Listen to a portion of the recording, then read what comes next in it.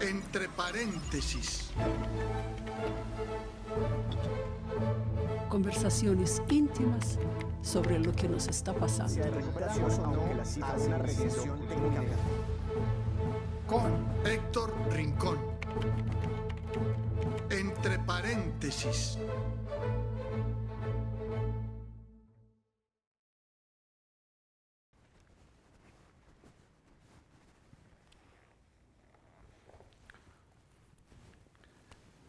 Bienvenidos, un gusto estar aquí y muchas gracias por estar allí. En paréntesis, estamos en paréntesis, inmóviles, llenos de incertidumbres y sobre todo de desconfianzas en lo porvenir. A veces, solamente a veces, con algunos síntomas de alegría por las noticias que suelen entreverarse entre las malas noticias. Estamos entre paréntesis, conversaciones íntimas sobre lo que nos está pasando. Este es el nombre del programa creado por las universidades de Antioquia y Nacional de Medellín y el Banco de la República en sus redes culturales en Medellín. Y a través de las emisoras de las dos universidades y de las redes culturales de las tres instituciones, Facebook y YouTube, y de otros canales televisivos, se difunde este programa. Creado para llegar un poco más al fondo que la anécdota de lo que nos ha pasado con el coronavirus o nos está pasando, qué cicatrices nos ha dejado o nos está dejando. Por eso cada semana reunimos a dos personas para hablar de esas honduras y darles a ustedes algunos elementos de reflexión o simplemente de dudas. Hoy tenemos a Andrés Roldán, actual director de Explora. Él es diseñador industrial de la Universidad Bolivariana de Medellín y fundador y actual director, lo dije, de este parque temático que es una especie de tabla del náufrago para muchos antioqueños, para muchos medellinenses y para muchos colombianos que encuentran allí la posibilidad de entender la ciencia y de codearse con algunos de los difusores científicos que habitualmente vienen a la ciudad. Y está con nosotros Santiago Rivas, personaje público de la televisión, analista de los medios de comunicación, aunque su origen académico es el arte plástico. Santiago Rivas es además escritor de libros descarnados y autor de una serie televisiva que conquistó audiencia porque llegó al corazón de muchas de las colombianidades más urticantes o más folclóricas o más risueñas. Esa serie se llamó Los Puros Criollos. Con Andrés Roldán, con Santiago Rivas, tendremos entre paréntesis conversaciones íntimas sobre lo que nos está pasando. Programa 6. Bueno, Andrés Roldán, Santiago Rivas, nuevamente muchas gracias por estar entre paréntesis y comenzar en este instante las conversaciones íntimas sobre lo que nos está pasando. Voy a comenzar por esto. El acto creativo que puede haberse gestado en condiciones de soledad y silencio que aparentemente se dieron desde cuando comenzaron los confinamientos. Me explico brevemente. Empiezan los confinamientos y para mucha gente era la ocasión de arreglar la biblioteca o terminar el poema, o la máquina industrial, o arreglar el jardín. Quizá tomado el asunto como que se venía un sabático impensado. ¿Creen ustedes que el mundo puede esperar que después de este receso, de este paréntesis, va a haber surgimiento de todo lo que se creó mientras se produjo la parálisis? Andrés. Hola, Héctor, Santiago, pues antes de iniciar saludarlos y agradecerles este espacio tan ameno de conversación y de encuentro.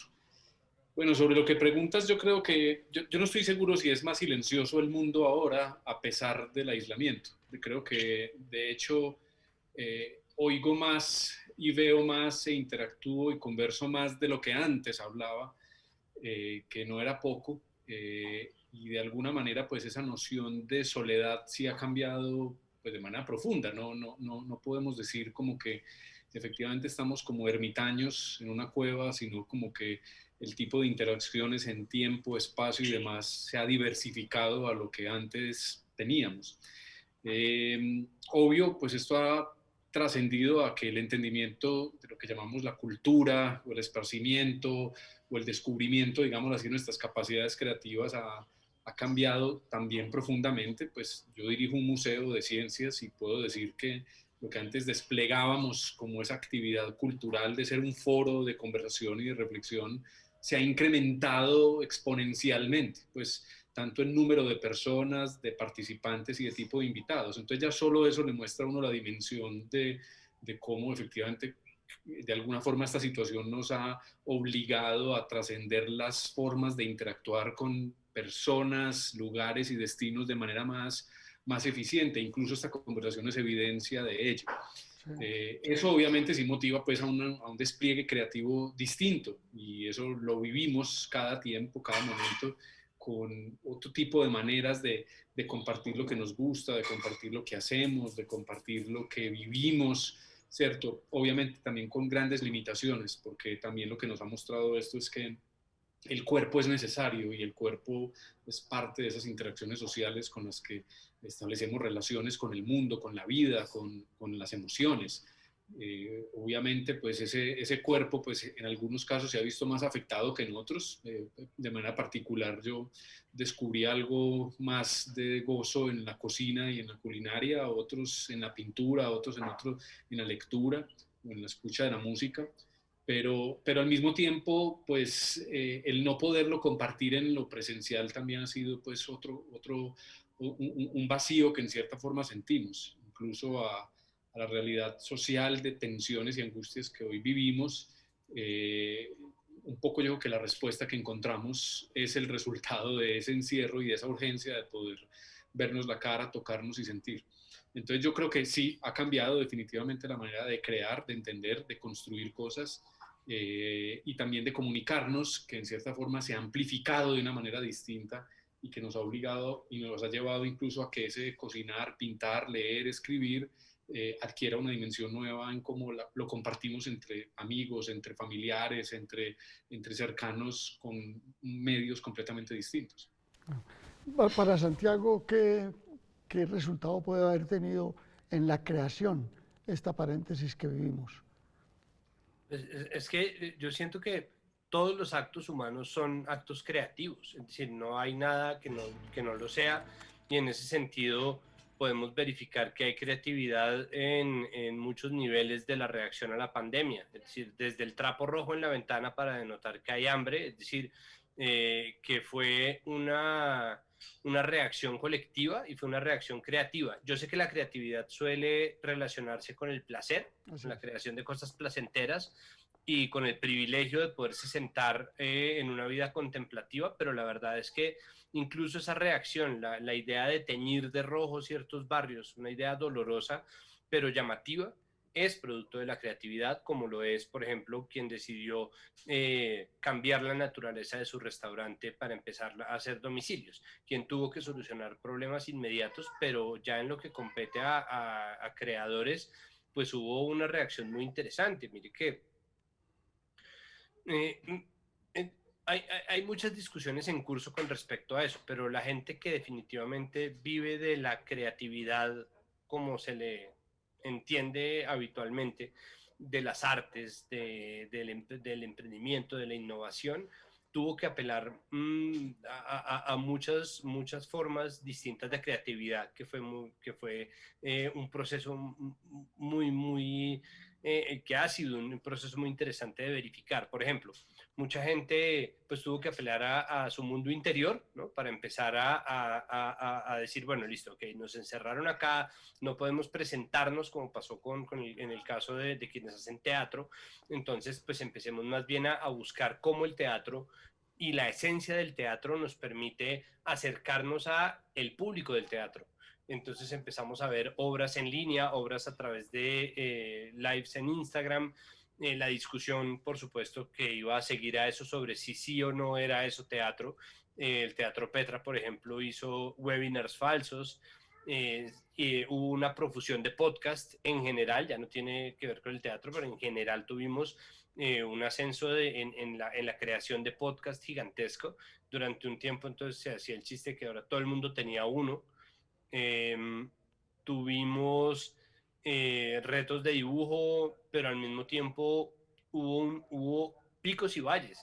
Vimos que mucha gente hizo esto, ¿no? Al comienzo, cuando pensábamos que iba a ser poco tiempo, o cuando estábamos rogando para que fuera poco tiempo, pensando con el deseo, dijimos, bueno, pues no, dediquemos este tiempo a cosas productivas, pero al cabo de un tiempo la ansiedad empezó a ser mayor y un poco empezó otra discusión distinta sobre cómo abordar el problema de la improductividad, porque mucha gente empezó a sentirse culpable por no estar siendo creativa, ¿no? Mucha gente, ¿no?, que salía a decir, si después de la pandemia no rebajaste 15 kilos y te leíste 700 libros, entonces fue que, ¿no?, te faltaban ganas. Y es como, un momentico, o sea, la gente está encerrada cocinándose en sus jugos, ¿no? Para apelar a lo que dice Andrés de la cocina, pues ahí está, o sea, uno está de verdad hirviendo en sus jugos en el confinamiento.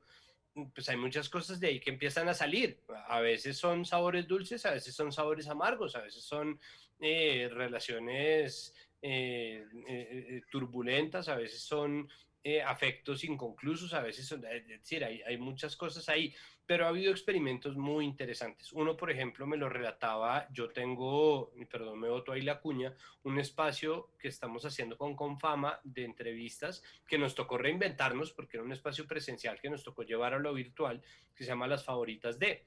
Y estuve hablando, se hace el primer miércoles de cada mes, y estuve el primer miércoles de abril hablando con Fabiana Medina, no, perdón, el primer miércoles de marzo estuve hablando con Fabiana Medina, que contó que otro de los procesos creativos que tuvieron que hacer o que rehacer fue el de vivir en el confinamiento. Entonces, en algún punto, ya absolutamente aburridos de no poderse ver, lo que hicieron fue construir poco a poco, entre muchos, una burbuja que se convirtió en una vivienda casi ocupa dentro del propio teatro, y lo convirtieron en un laboratorio creativo también. Entonces mucha gente fue uniéndose, ¿no? Y cada quien tenía que guardar su cuarentena, pero todo dentro de una misma casa. Hacían sesiones de creación, ella aprendió música, cocinaban juntos, hacían expediciones juntos. Entonces también la gente tuvo la oportunidad de inventarse nuevas formas de vivir y nuevas formas de conectarse.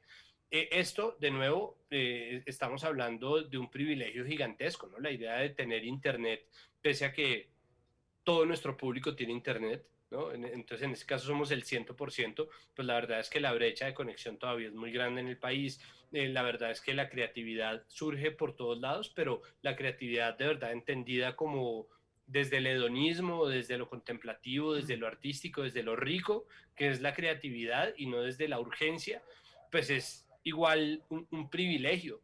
Y sin embargo, pues es un privilegio que deberíamos aprovechar más y más. Es decir, es un privilegio que deberíamos tratar de expandir para que la gente, que toda está de cara a su creatividad, tanto como a su ansiedad, pueda aprovecharlo y convertirlo en algo positivo. Pero eso todavía está por hacerse, porque estamos resolviendo temas muy urgentes sobre lo económico, sobre la salud pública, sobre los recursos para la gente. Estamos en medio de un paro, en medio de la angustia, la policía está disparando contra la gente, así es muy difícil concentrarse en las artes. Pero creatividad, por supuesto que sí. Nomás vean la cantidad de podcasts que se hizo, es que podemos sentarnos a hacer una lista y se los juro que quedan ustedes con horas y horas y horas de material sonoro para descargar.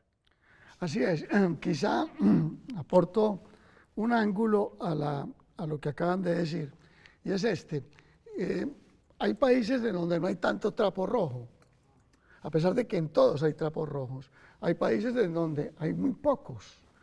Y esos países donde hay muy pocos trapos rojos es que no están dedicados a la supervivencia como si estamos dedicados los países donde hay trapos rojos, más que a vivir, a sobrevivir.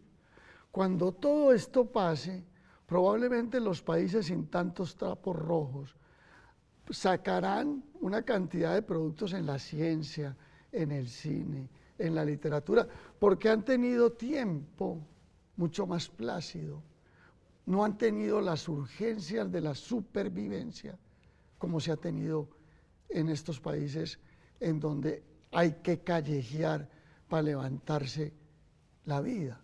Aquellos no lo necesitan, o sea que pueden haber concentrado en laboratorios científicos, en mesas de creación colectiva y todo eso. ¿Les parece llamativo ese planteamiento o les parece una pendejada?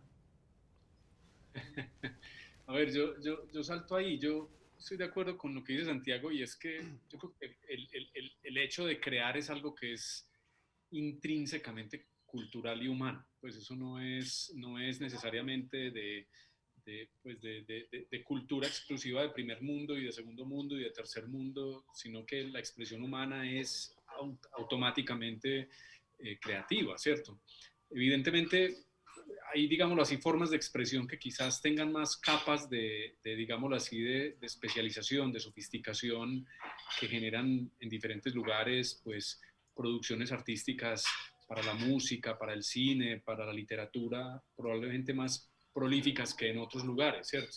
Yo creo que finalmente esa diferenciación se da es más que todo cuando esa producción cultural en cierta forma está amarrada a procesos estructurales sociales mucho más elaborados, y que para el caso de Colombia, pues nosotros todavía somos emergentes en todos los sentidos, emergentes para hacer películas, emergentes en la música, emergentes en la literatura, emergentes, y que todavía en cierta forma ese despliegue creativo sigue siendo, creo yo, en un alto porcentaje muy individual, el talento único de alguien, del amigo, y eso aplica para el deporte y para todo lo demás, ¿cierto? Es como que todavía, digámoslo así, la expresión y la creatividad existe en igual o mayor proporción, pero digámoslo así, la estructuración institucional de esa creatividad es la que probablemente más diferencia un lugar de otro, lo que por supuesto arroja resultados distintos. Unos pueden estar más enfocados en los talentos individuales, en la capacidad creativa que nos puede sorprender de un momento a otro con cualquier figura emergente,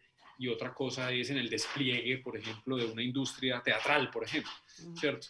Entonces yo creo que de alguna manera, pues en el caso colombiano, pues creatividad ahí es demasiada, ¿cierto? El tema es qué tan avanzados estamos en la capacidad de crecer, digámoslo así, cooperativa y colaborativamente para hacer de todas esas expresiones un verdadero ecosistema de acciones que hace que eso se sofistique como se sofistican muchos de estos entornos culturales en otras partes.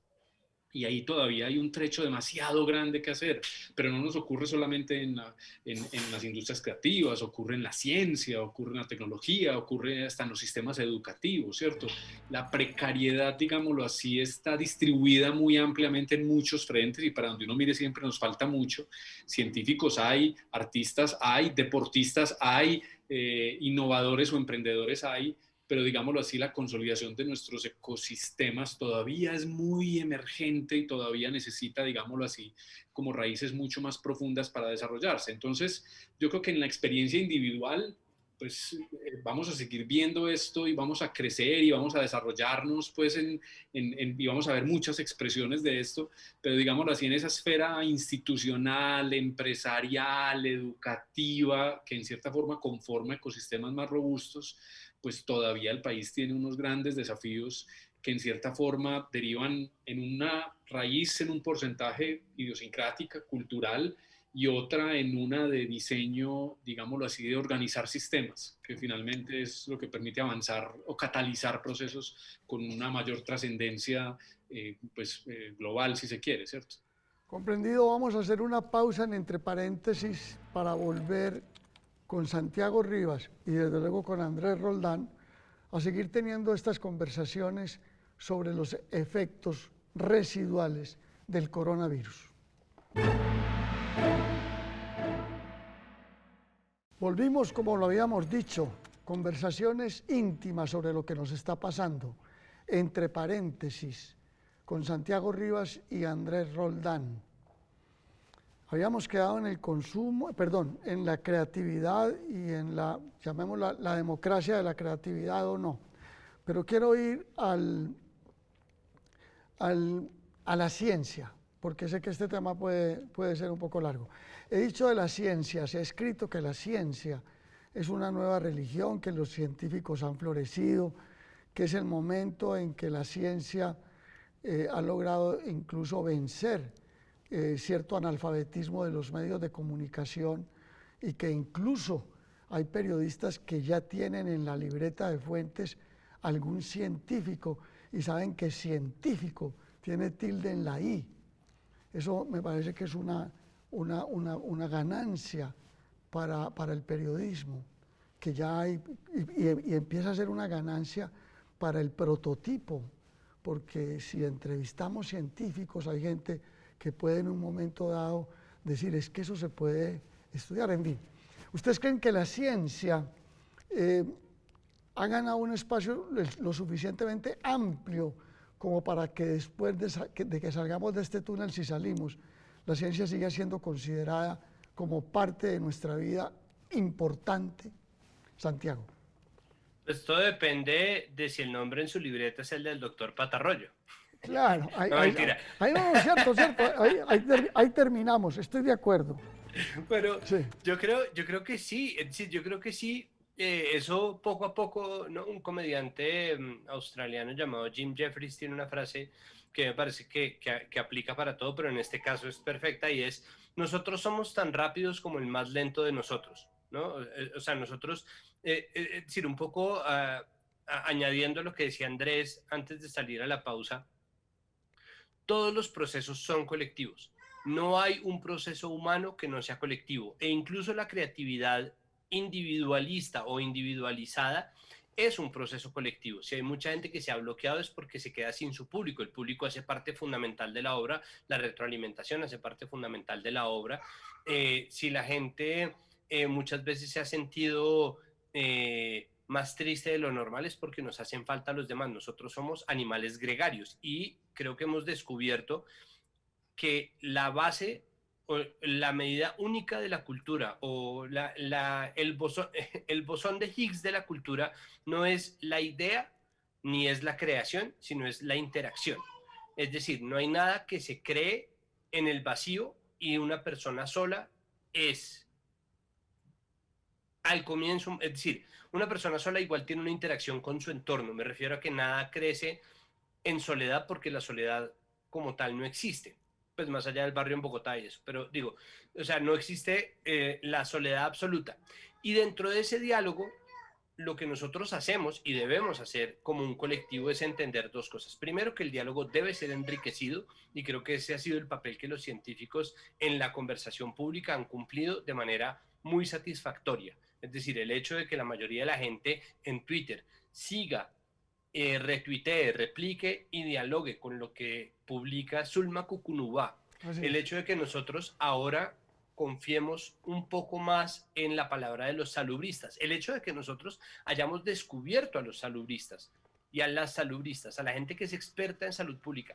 La idea de que nosotros ahora entendamos un poco más qué es la salud pública es un avance gigantesco. Pero de nuevo, nosotros somos tan rápidos como el más lento de nosotros. Y eso no tiene por qué exasperarnos. Es un proceso lento. Nosotros somos mucha gente, tan solo como país somos mucha gente y somos un país sometido a unas falencias en la educación, a una desfinanciación atroz dentro del sistema educativo que nosotros nos hemos criado dentro de no solamente el pensamiento mágico, sino el pensamiento autoritario, referido a simplemente yo te digo y tú crees y se acabó. Entonces, si un periódico no lo tiene en sus páginas, la gente no lo cree. Si no sale en la radio, la gente no lo habla. Si no está en la televisión, la gente nunca lo vio. Entonces, esa comunicación de una vía todavía tiene mucho poder en Colombia y es muy bueno saber que ahora se consulta a los científicos. Ahora hay otra parte de la conversación que tenemos que terminar de implantar, que yo creo que es algo que es natural nuestro y es: la ciencia no es un mecanismo de control.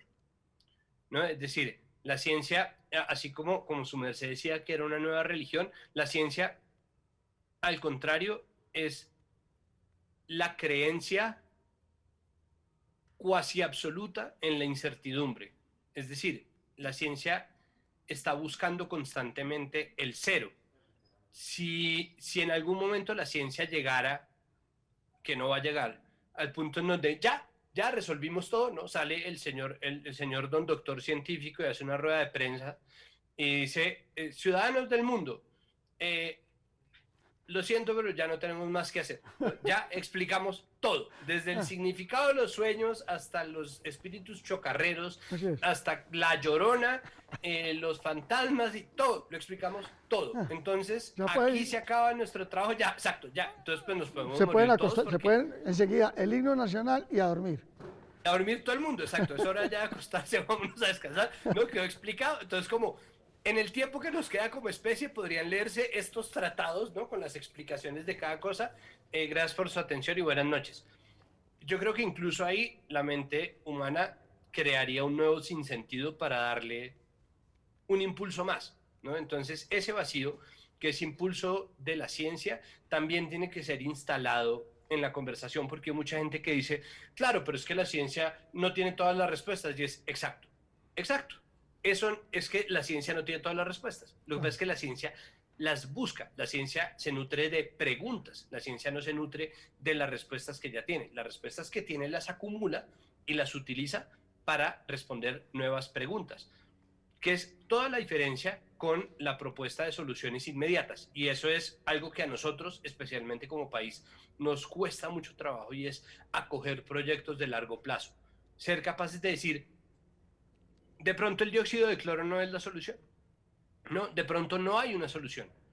De pronto no existe todavía una solución que sea 100% efectiva y tal vez nunca la encontremos. Porque eso nos obligaría primero a pensar en proyectos en largo plazo y segundo a pensar en proyectos colectivos, porque la única manera en que se sale de una crisis así, la única manera en que se configura verdaderamente un sistema de salud pública es precisamente apelando a lo colectivo, al cuidado colectivo, acciones individuales y al concepto de responsabilidad.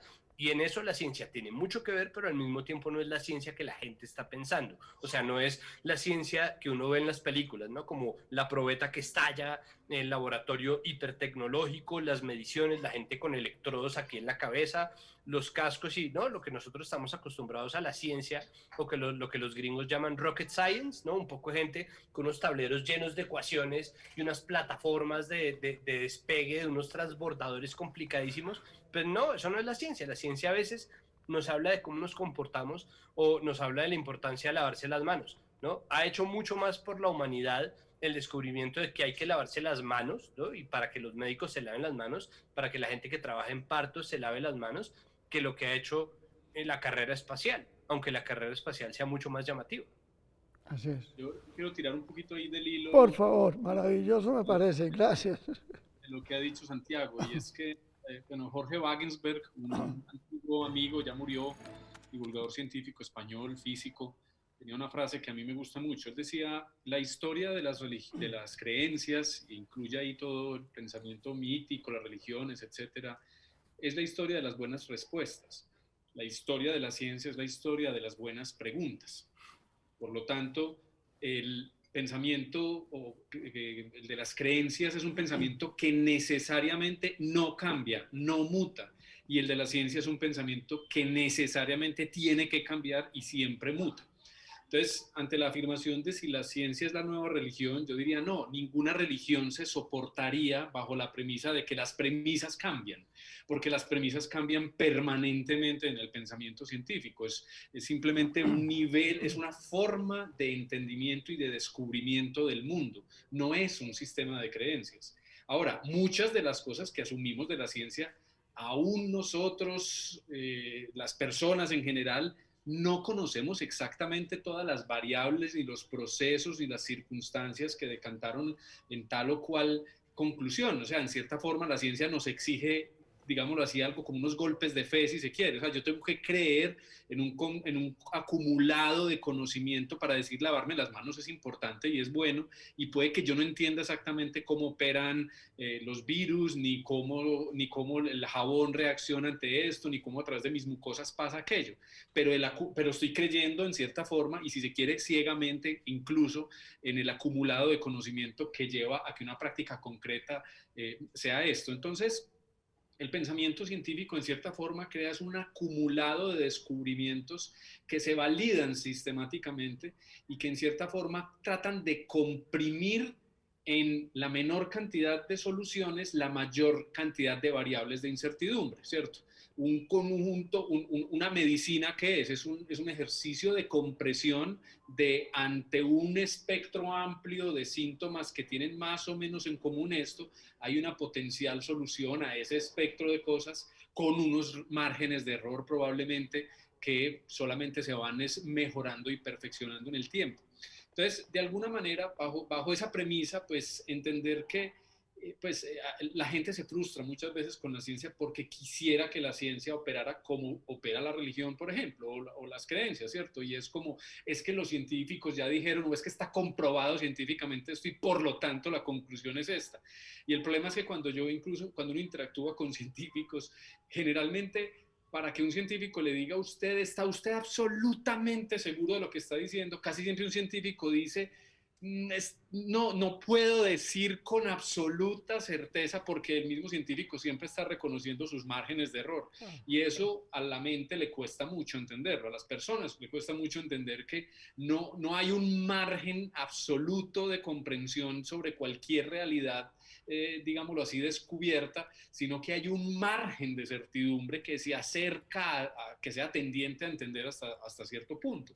Y el problema es que eso va mutando y va cambiando. Mire que lo que decíamos al principio de la pandemia con el tapabocas, que al principio era, no se pongan el tapabocas, no, que es que no está tan claro, y ya después, no, sí, pongámonos todos el tapabocas, y ya, estos científicos nos están volviendo locos a todos, porque es que no saben, no se ponen de acuerdo, se contradicen entre sí, y la respuesta es, sí, se contradicen entre sí, es verdad, o sea, es cierto que se contradicen entre sí, porque es que de eso se trata, de estar siempre volviendo a revisar con los últimos diagnósticos, las últimas pruebas, con la mejor información posible hasta la fecha, cuáles son las condiciones que pueden, y necesariamente cambia y cambiará, ¿cierto?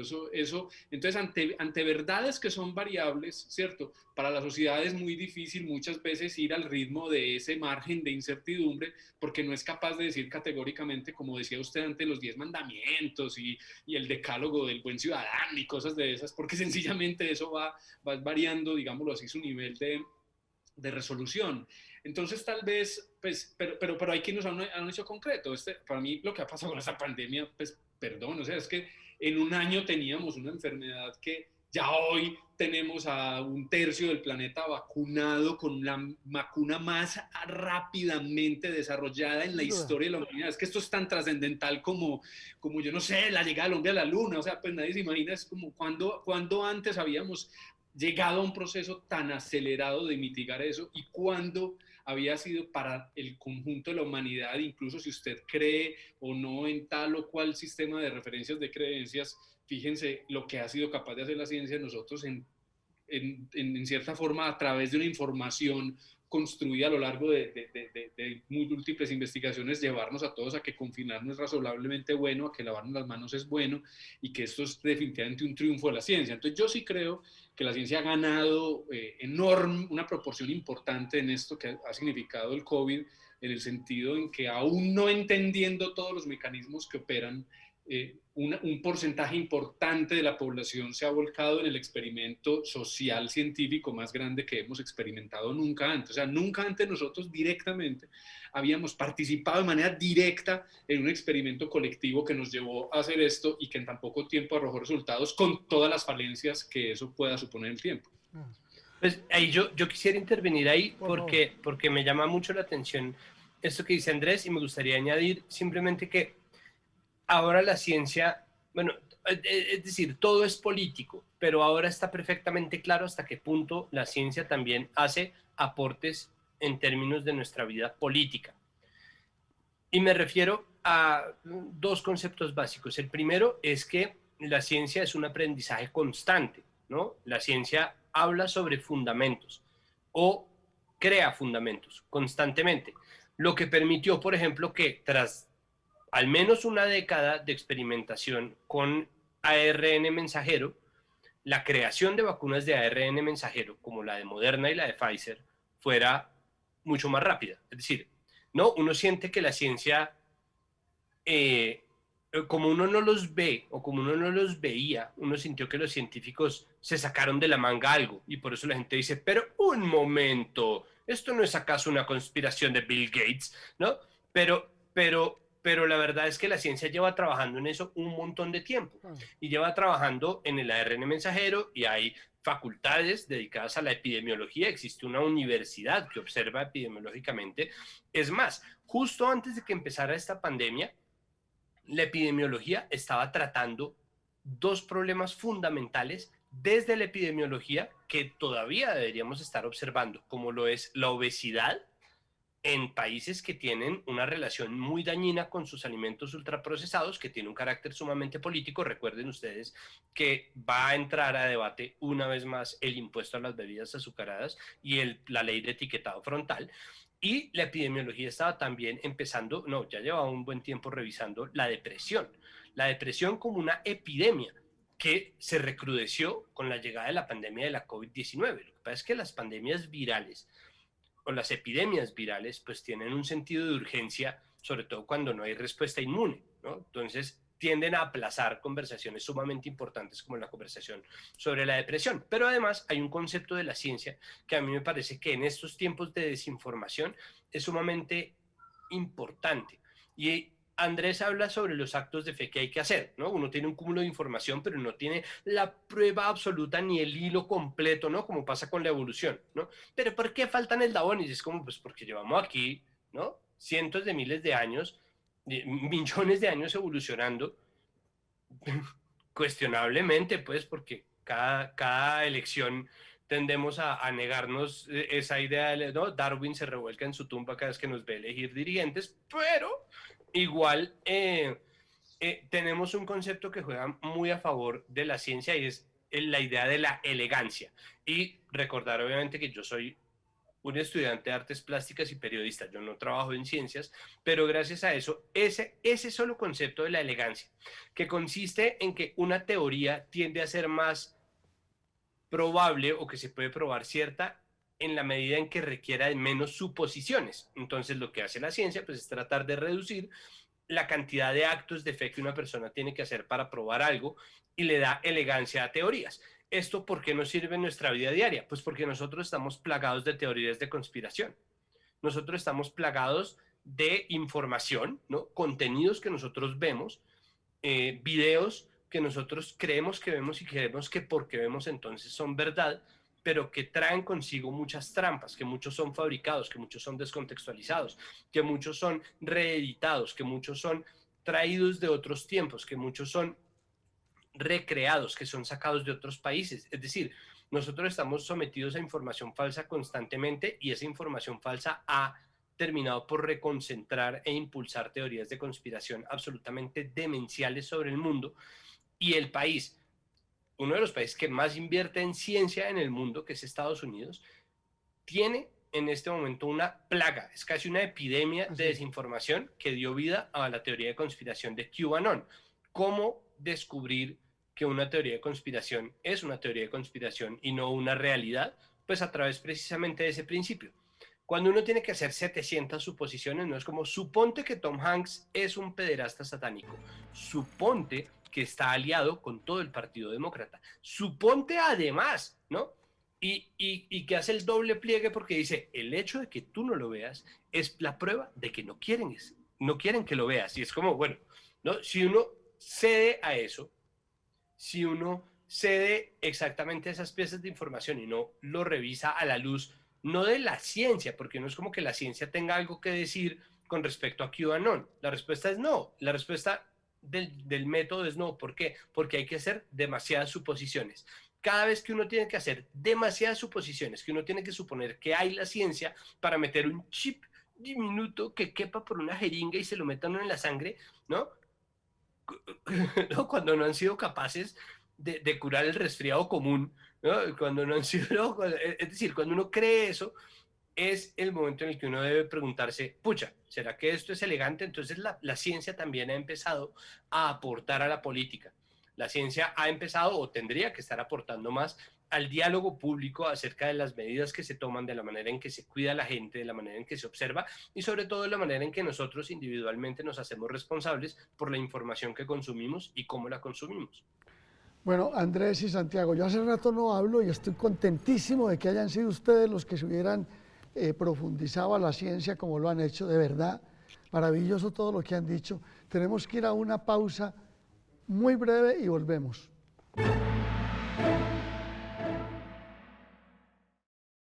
Señores, de lo que han dicho Andrés Roldán y Santiago Rivas cuando les abrí el postigo sobre la ciencia, sobre el predominio de la ciencia, sobre el advenimiento de la ciencia en épocas de pandemia, pudiéramos tener una larga conversación porque surgen ahí cantidad de ángulos para seguir hablando sobre eso, porque son apasionados y saben del tema. No en vano Andrés Roldán es un difusor, un difusor de la ciencia a través de su trabajo como director de Explora. Pero de pronto hablemos de política, ya que Santiago lo mencionó al final de su segunda intervención sobre ciencia. Hombre, el totalitarismo ha tenido, está ha llegado con la pandemia, porque los gobiernos chiquitos o grandes, el alcalde o el inspector de policía, el presidente de Polonia o el secretario de gobierno de Cajicá, todos les ha salido su pequeño dictador y todos manejan como, y nos encierran cuando quieren, para la casa, hasta las 5. Incluso hay la teoría de que eso es puro comunismo. Ellos no tienen ni idea, ¿no? Ellos no saben que lo que están haciendo en moldearle la vida a la gente es lo que hicieron.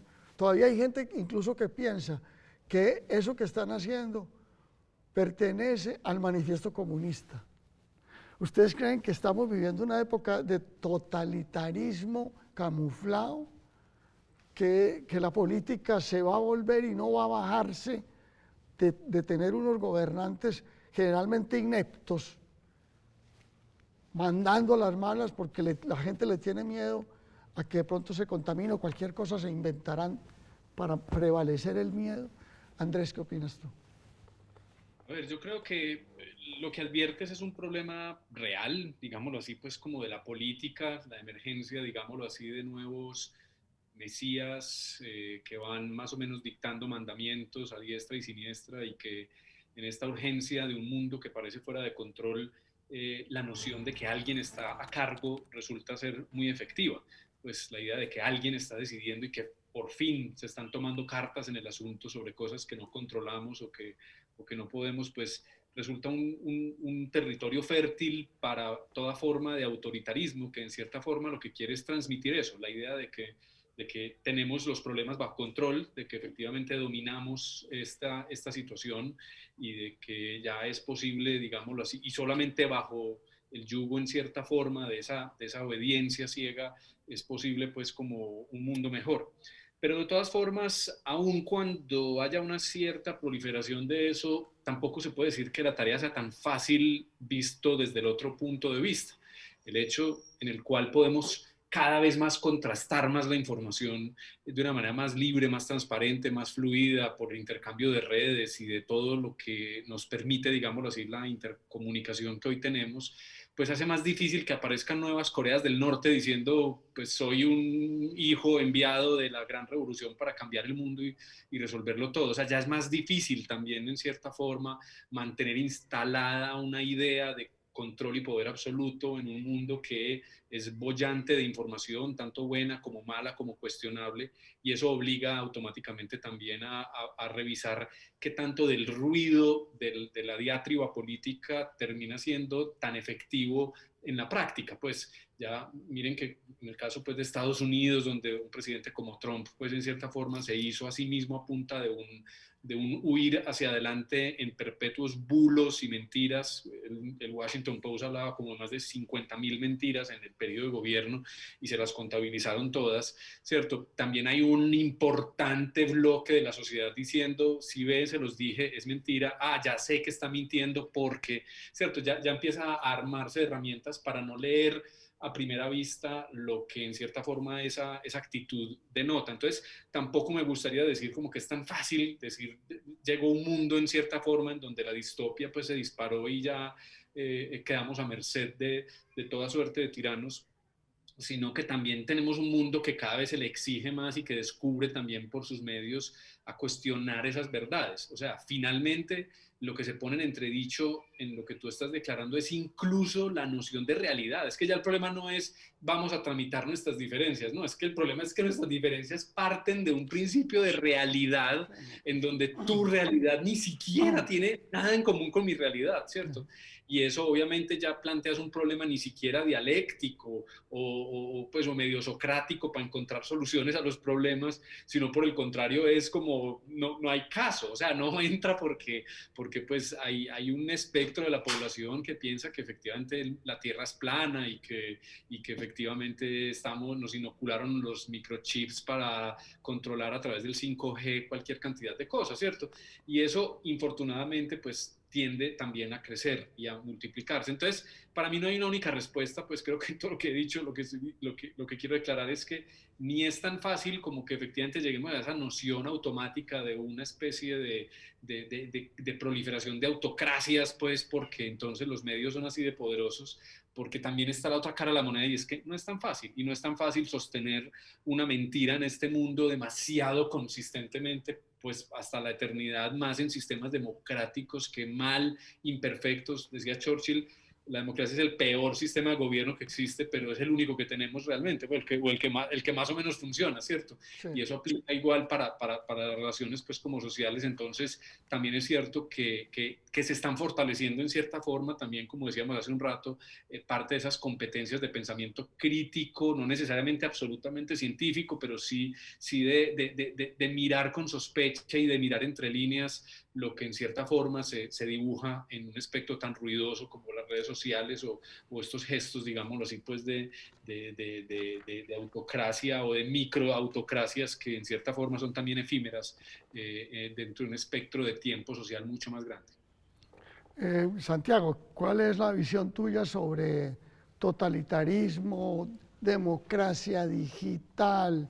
Eso, concentrémonos en totalitarismo. ¿Se va a quedar? ¿Está dando tan buenos resultados? ¿La gente se deja? ¿Qué opinas? Pues yo creo que Colombia es la prueba fehaciente de que el autoritarismo no da buenos resultados. Es decir, yo creo que la pandemia ha sido un campo fértil para los autoritarismos, desde los macro, como Duda en Polonia, como Orbán en Hungría, como Trump lo hizo en su momento en Estados Unidos, como Bolsonaro en Brasil, porque el diálogo se vio anulado en medio de las cuarentenas. Y yo creo que eso no fue una cosa planeada, yo no creo que haya una conspiración. Simplemente se tomó una medida de emergencia y se reveló que en medio de esa medida de emergencia los congresos no sesionaban, o sea, los cuerpos colegiados no funcionaban, la gente no se podía sentar a hablar, y en la medida en que no existiera un ágora para todo el mundo, porque Twitter no es una ágora de nada, es un caldo de gente amargada peleando, que a veces sirve, pero que es muy poca gente igual para lo que nosotros necesitamos en términos de verdadera democracia. Y yo aquí hablo desde mi posición, que es absolutamente convencida del anarquismo, y creo que lo que nosotros estamos es recogiendo las consecuencias negativas de haber permitido que la conversación nos la quitaran desde un comienzo. Y no me refiero a la manera en que ahora estamos aislados físicamente los unos de los otros, sino a las muchas maneras en las cuales se instauró esa imbecilidad desde el autoritarismo o de la manera en que la ciencia se utilizó, por ejemplo, para mantener la hegemonía. Es decir, Estados Unidos, yo venía diciendo, es un país que invierte mucha plata en ciencia, pero ¿en qué ciencia y para qué?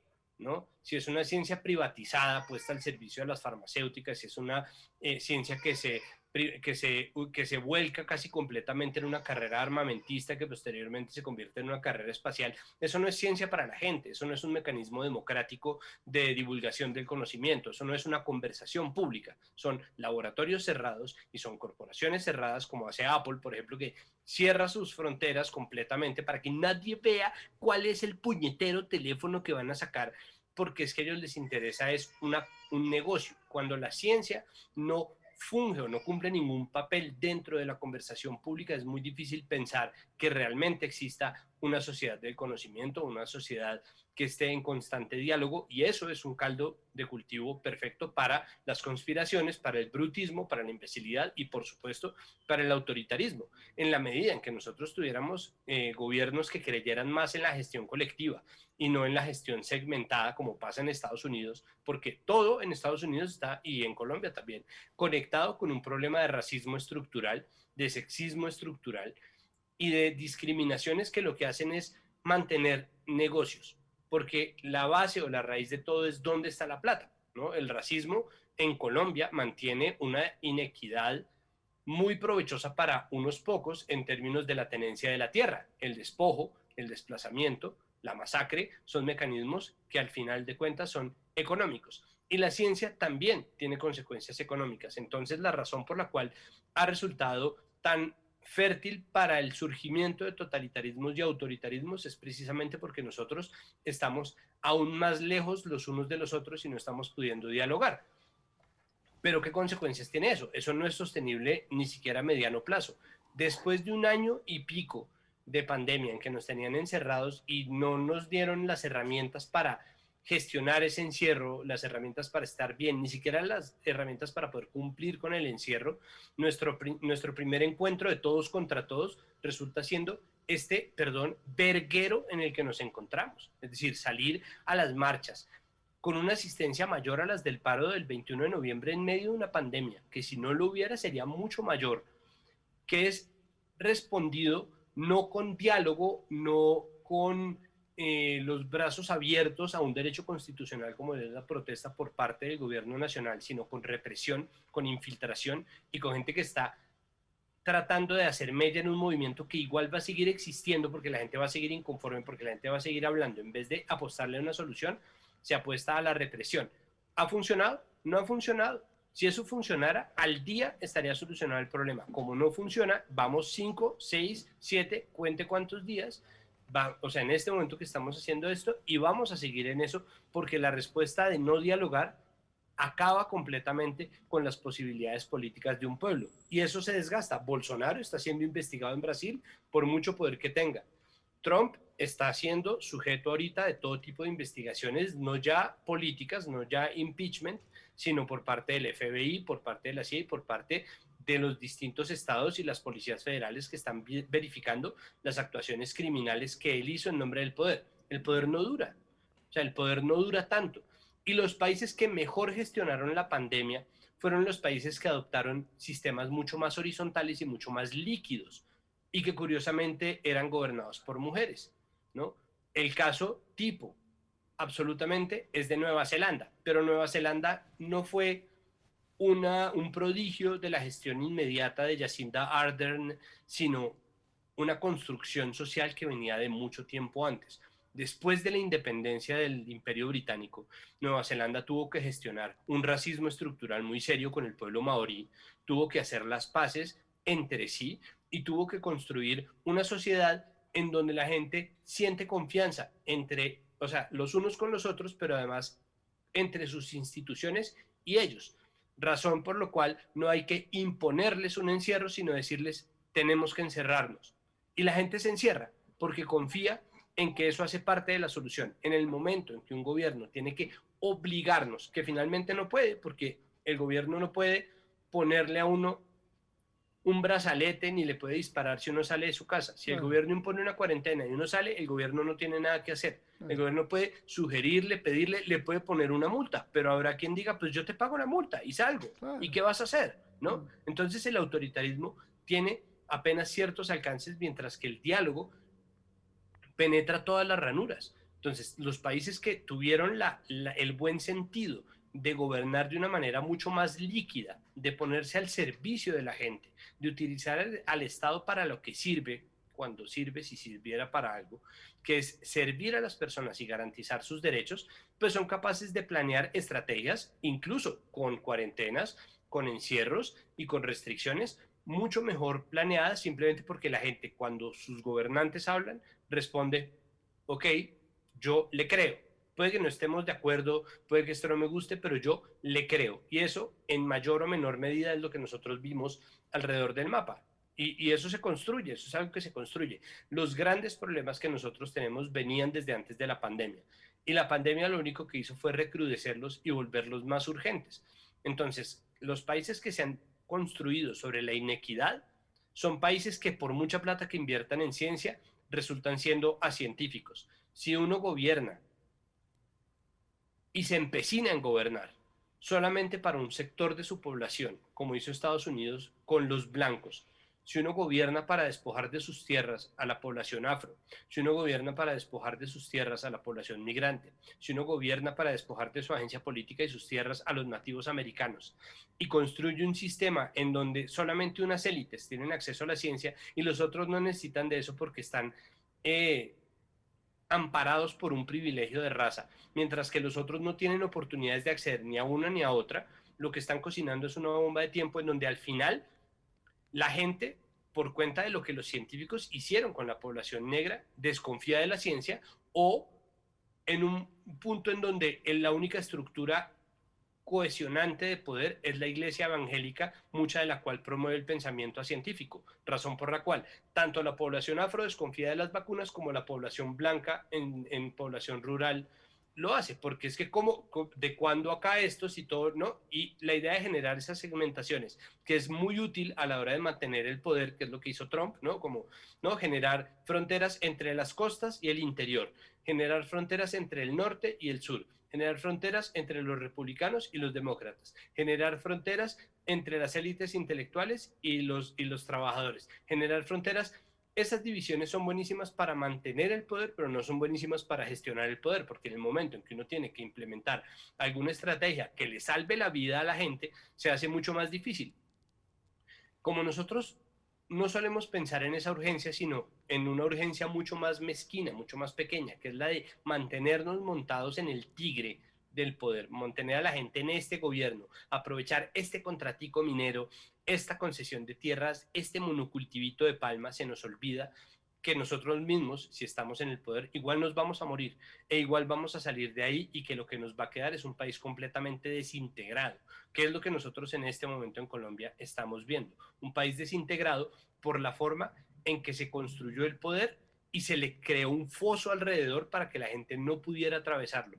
Esas desigualdades son las que hacen que la gente no tenga acceso a la ciencia, que no discuta con las mismas herramientas los unos de los otros, que no tenga el acceso ni siquiera a la información básica sobre sus derechos. Gente que todavía crea que no puede salir a protestar, o gente que todavía es incapaz de dialogar cara a cara con un gobierno que le está obligando indebidamente a mantenerse en su casa, que ojalá pudiéramos todos, pero el que no puede, pues tiene que hacerlo. Y nadie que salga a incumplir una cuarentena tendría por qué ser reprimido por la policía. Y los gobernantes simplemente no entienden eso, porque para ellos no es ya casi que ni la economía, ni la política, ni la hegemonía, es simplemente el poder.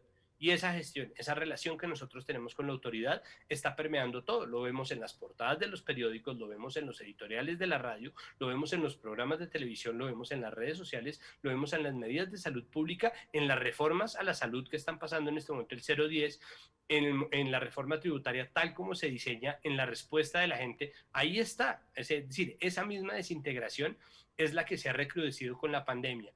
Y cuando nos soltaron finalmente a encontrarnos, pues el abismo era tan grande que la gente simplemente saltó ahí. Bueno, unas razones enormes sobre el totalitarismo, uno de los riesgos o una de las cicatrices que se han profundizado con la pandemia. Andrés Roldán, que es el director ejecutivo del Parque Explora, uno de los hechos más rotundos y esperanzadores de esta región de Antioquia, de Medellín y de Colombia.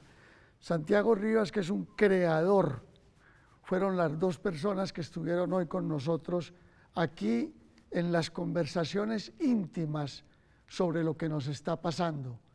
Entre paréntesis, programa 6.